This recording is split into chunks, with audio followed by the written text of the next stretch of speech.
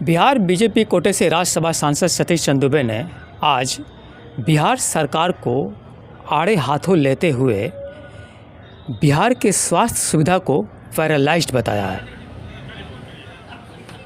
दरअसल बिहार वाल्मीकि नगर लोकसभा के नरकटियागंज में राज्यसभा सांसद कई हॉस्पिटल का उद्घाटन आज किए और कई जांच घर का उद्घाटन आज किए हैं।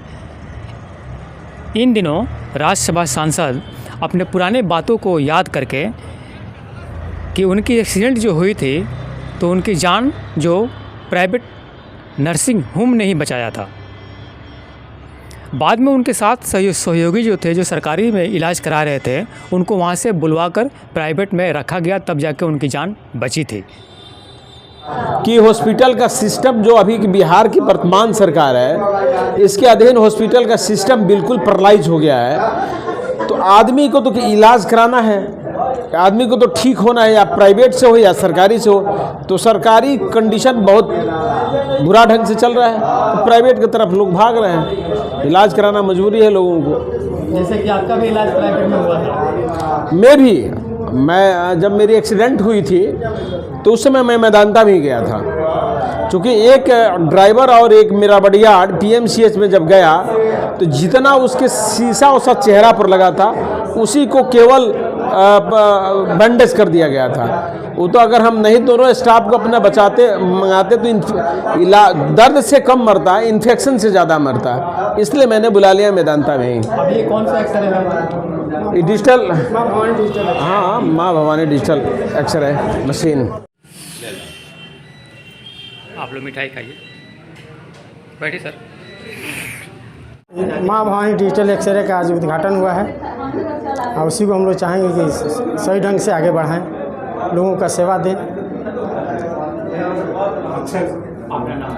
मेरा नाम सूर्यदेव प्रसाद है। सांसद जी अपने एक्सीडेंट के बारे में बताते हुए बोले हैं कि अगर प्राइवेट सिस्टम नहीं रहता तो मेरी जान नहीं बचती, सरकारी सिस्टम डेड हो चुका है। नंबर एक बात।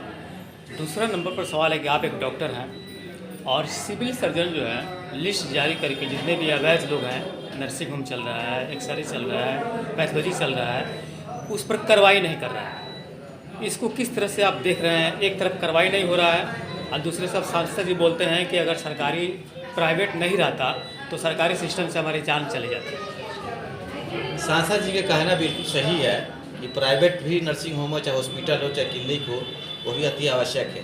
क्योंकि पॉपुलेशन के हिसाब से अपने बिहार में सरकारी सुविधा, सरकारी अस्पताल उतने नहीं हैं जितने हमें आवश्यकता है। और जहाँ हॉस्पिटल है भी वहाँ पे डॉक्टर का कम अपॉइंटमेंट है।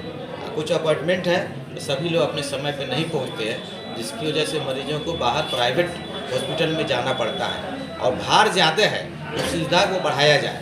रही दूसरी बात अवैध नर्सिंग होम और क्लिनिक की, तो ये वो लोग हैं जो पढ़े लिखे नहीं है, डिग्री धारक नहीं है, उनके साथ वो लोग काम करते हैं, जिसकी वजह से उनकी वजह से दूसरे डॉक्टर्स की, चाहे MBBS हो, चाहे BMS हो, चाहे BOMS हो, उनकी बदनामी होती है।